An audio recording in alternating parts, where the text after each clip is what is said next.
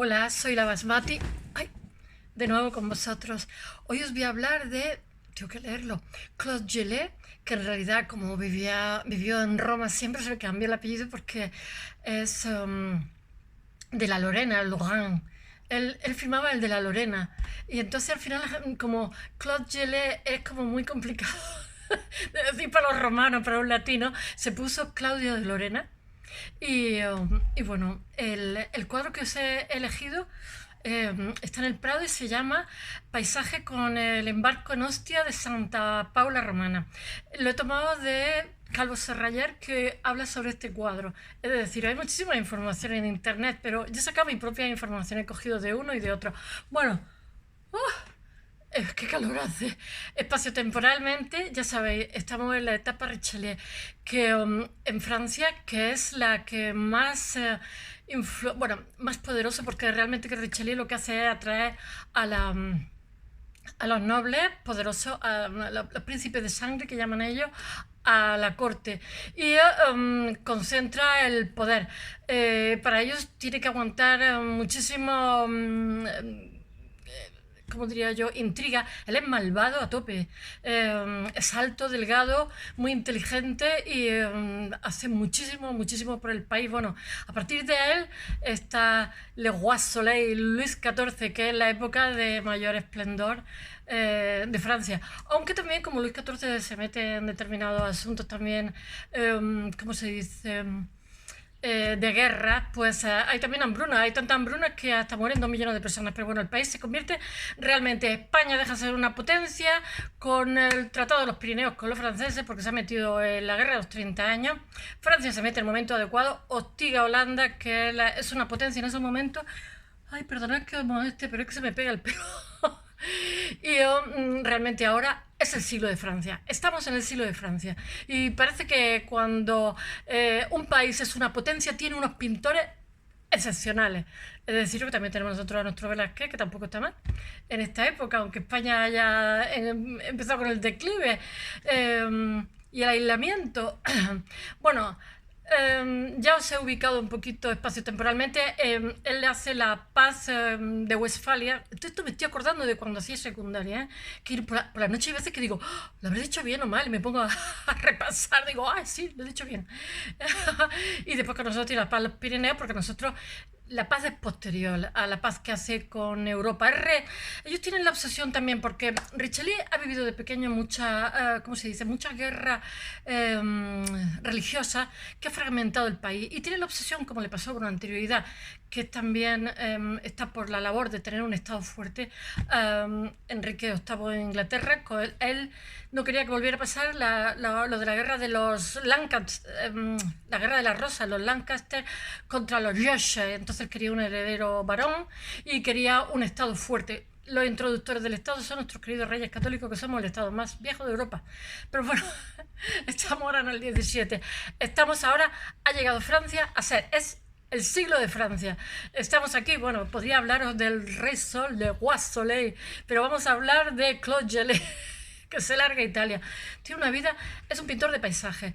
Los que más tienen su obra son los ingleses, que claro, como adoran el paisaje, y después son los paisajistas ingleses. Todos los artistas lo adoran, este señor, no tanto los críticos. Y es bastante desconocido para el gran público, me he dado cuenta. Es más, son más conocedores por lo de Bellas Artes, por la de historia del arte, pero no es un pintor popular. Y os aseguro que deja muchísimas, muchísimas obras. Además, es un señor que es como muy poeta, muy tranquilo, lleva una vida muy ordenada, es amigo de sus amigos, todo el mundo lo quiere, deja como 1100 dibujos acuarelados, muchos de ellos que lo hace directamente.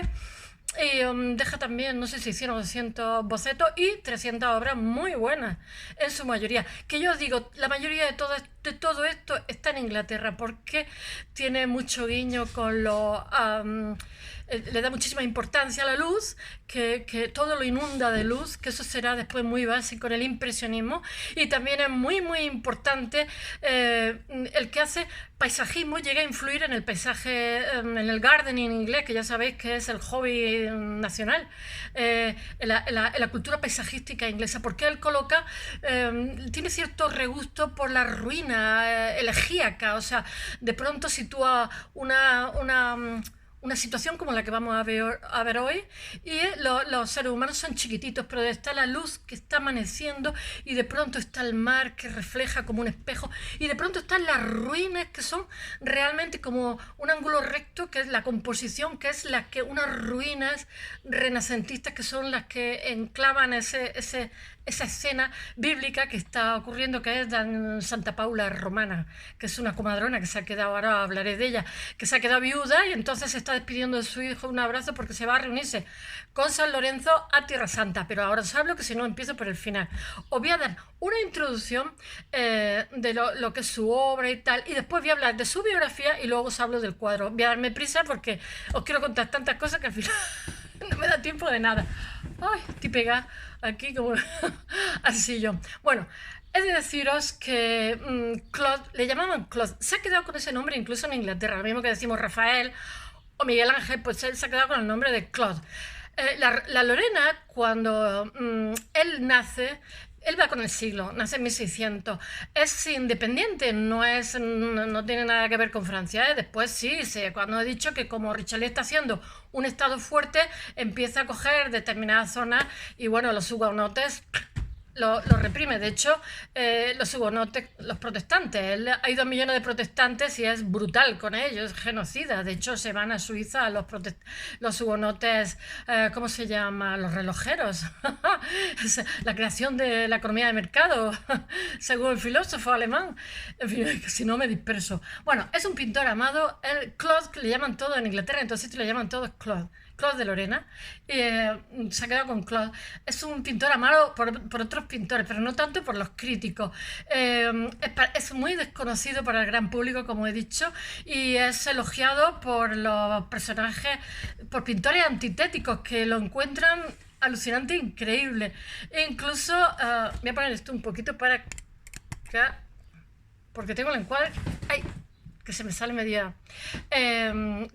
Para pintores antitéticos lo encuentran como alguien excepcional, porque voy a decir una cosa, es un paisajista, y tener en cuenta una cosa, que el paisaje en la Edad Media, la naturaleza, ahora que amamos la ecología, ahora que somos activistas todos en potencia con nuestro entorno, nos parece raro, pero no, mirad, en la Edad Media la naturaleza es la enemiga, es el demonio, y entonces hasta el hombre moderno, hasta que no llega la modernidad, no se empieza a ver el paisaje, no hay una sensibilidad común de ver el paisaje como el sitio donde tú proyectas tu subjetividad en el orden que haces de la naturaleza, como el Lanar del otro día.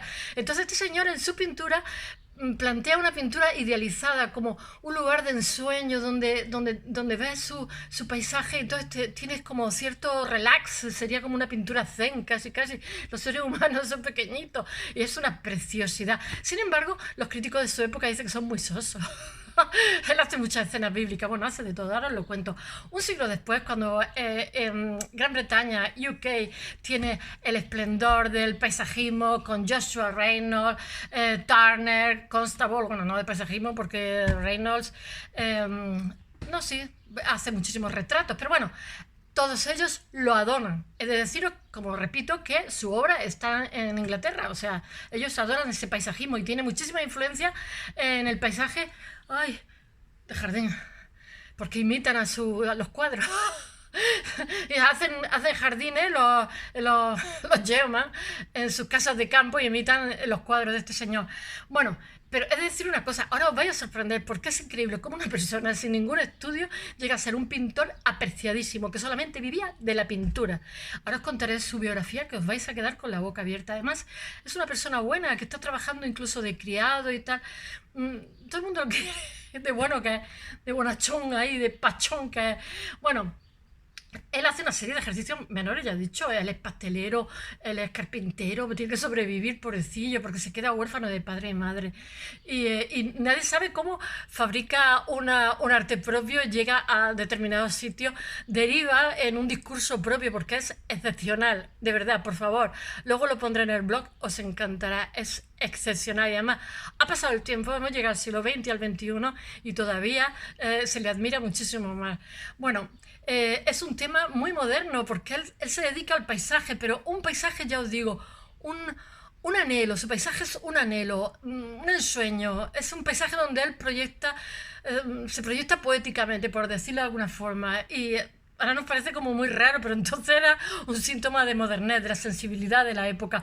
Eh, ya he dicho que la naturaleza en el medievo, no tanto en el Mediterráneo, no tanto en el Mediterráneo, porque tenemos unas temperaturas más dulces, pero tened en cuenta que es que la naturaleza también la estamos beneficiándonos de ella por la ingeniería, pero en otra época las malas cosechas, las inundaciones, en fin, montones de desastres. La naturaleza se veía como un demonio, lo más temible y que impide al individuo sobrevivir. Ya tengo yo aquí la chuleta, que aquí yo no sé lo que hago, se me borra.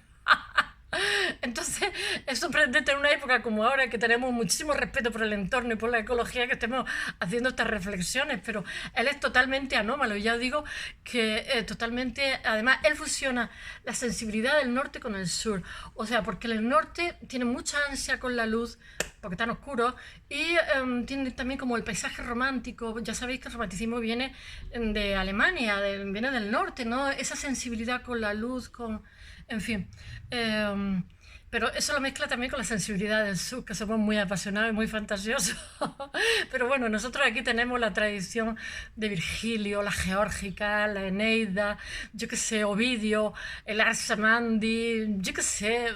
Tenemos muchísima tradición de la naturaleza como algo sensual, algo vinculado al sexo, a la vida, a la reproducción, en fin. Entonces, bueno, no sé, ya me he perdido. Eh, bueno, que la naturaleza en el medievo es una amenaza para los individuos, y que lo que hace este señor es una novedad cuando lo empieza.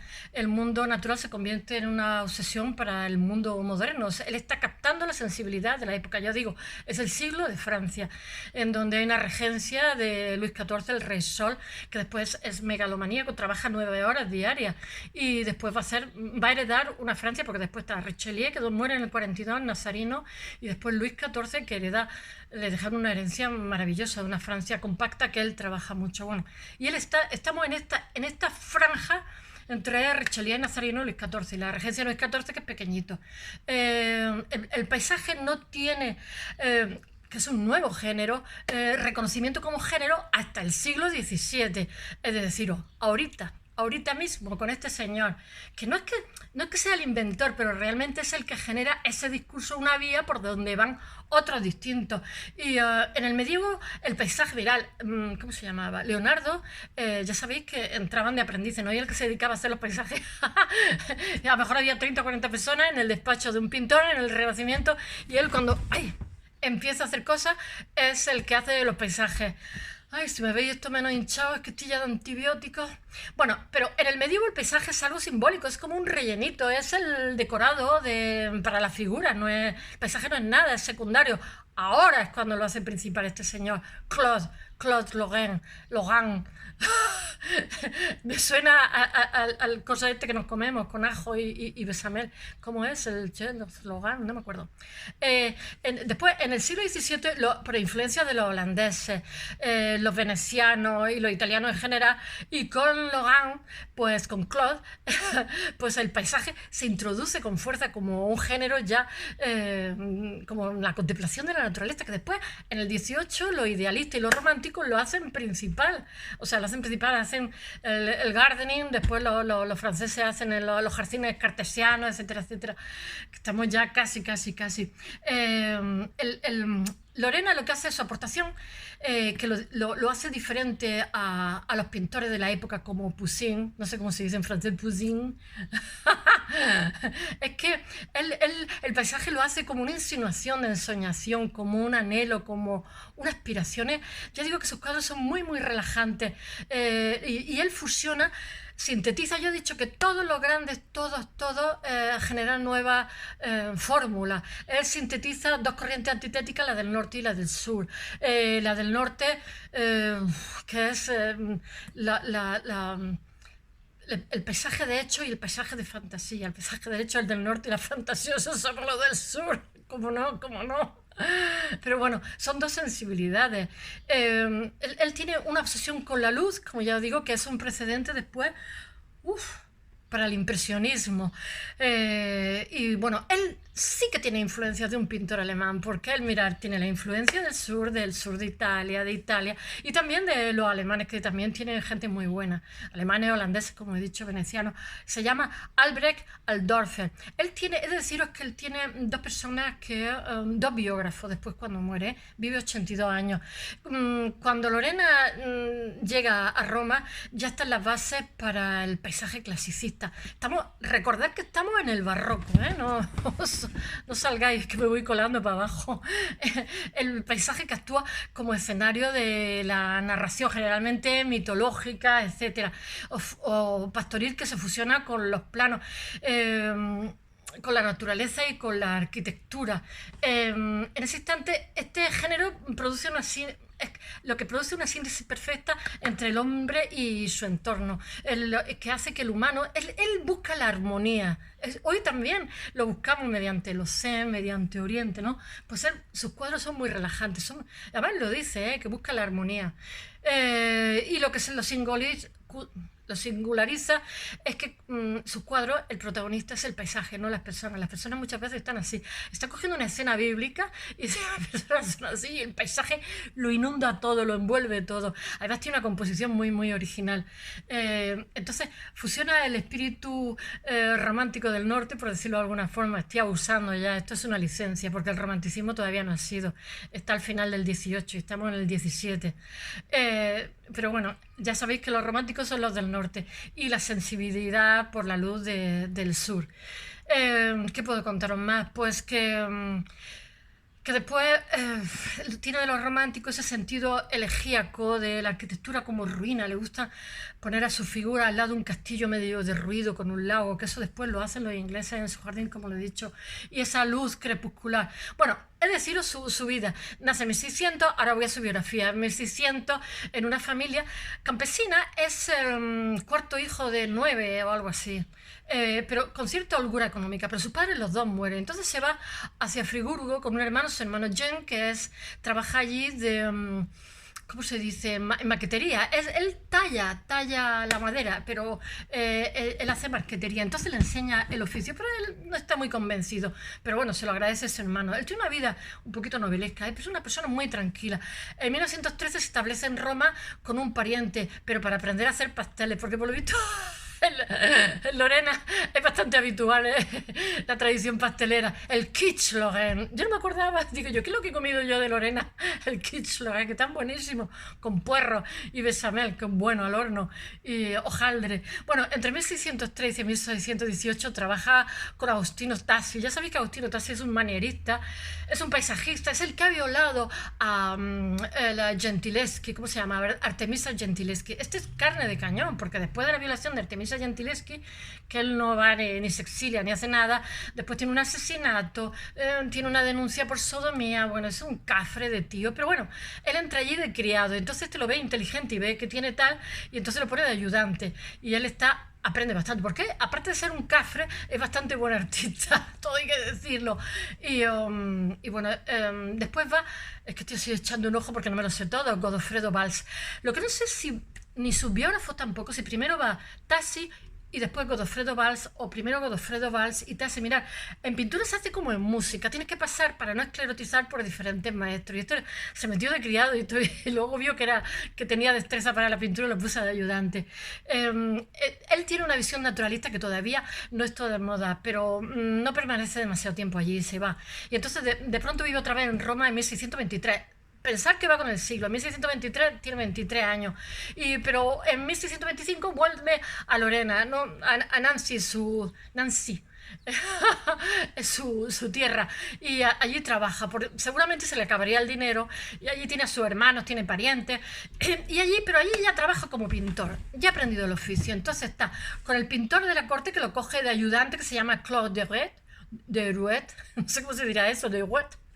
Y entonces hace una bóveda para las carmelitas que fue destruida con la Segunda Guerra Mundial, que hoy ni siquiera existe en su tierra. Pero en 1627 ya está en Roma y ya tiene encargos importantes. Lo voy a leer porque no me sé los Palacios Muti Paparucci, o el Palacio Balestre y el Palacio Crescenzi.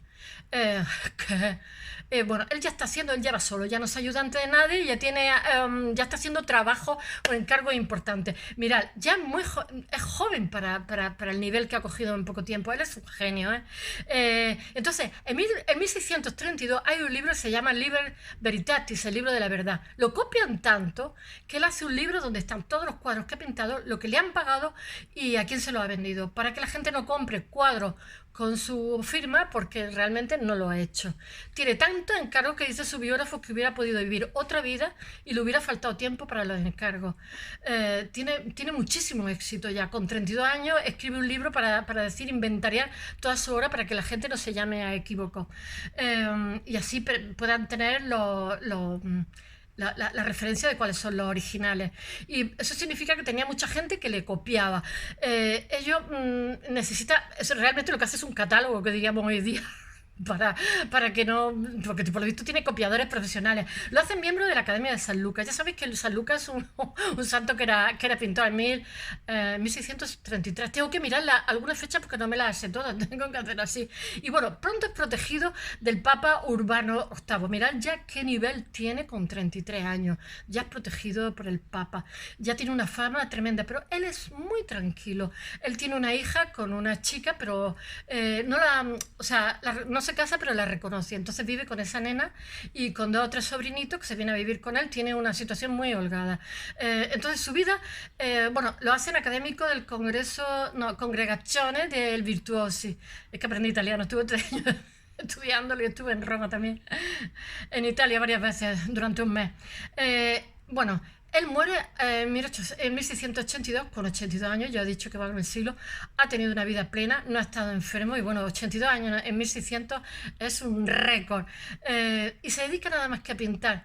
Y él no ha hecho nada de jovencito, nada más que hacer pasteles, aprender a hacer pasteles, parquetería tal. Y ahora voy a decir, madre mía, se me echa el tiempo encima, el embarco en Ostia de Santa Paula Romana, lo voy a hacer rápido. Él ya he dicho que para él el paisaje no es un decorado. Y entonces esto pertenece a este cuadro a su primera época, ¿eh? Y él le da expresa significación espiritual del hombre, porque para él el paisaje es como un anhelo interior suyo. Ya os he dicho que todo el mundo lo adoraban como artista y como ser humano, porque era muy bonachón y muy trabajador. Y logra convertir en un prodigio de armonía el caos de la naturaleza que hasta poco tiempo antes... ¡Qué calor! Era como el de Mandio, creando un estilo y un discurso propio que no es poco. Estamos en 1600, ¿eh? Entonces, su fama lo que pasa es que cruza fronteras. Entonces ya sabéis que los Austrias eran buenos músicos, a diferencia de los Borbones. El actual es más buenecico, pobre, que le ha caído ahí un marrón con el padre. Bueno, no se hacen comentarios políticos. Felipe IV, que es un coleccionista, nuestro Felipe IV, quiere tener obras suyas, le encarga obras para el Palacio del Buen Retiro. Y entonces tiene esta obra, que es el embarco de Ostia de Santa Paula Romana, que es una matrona, como he dicho, que se queda viuda y se va a Tierra Santa con sus hijos, y entonces en el cuadro está abrazando a su hijo, que posiblemente lo vuelva a ver, porque va a reunirse con San Lorenzo. No sé si las harían también como San Lorenzo. No sé por qué se lleva a la hija, si era tan peligroso y al hijo lo deja aquí. Bueno, él al ideario clásico, que era... que tiene como connotaciones éticas o morales, él le añade, ¿cómo te diría yo?, cierto salero en su... no sé cómo expresarlo, en su paisaje.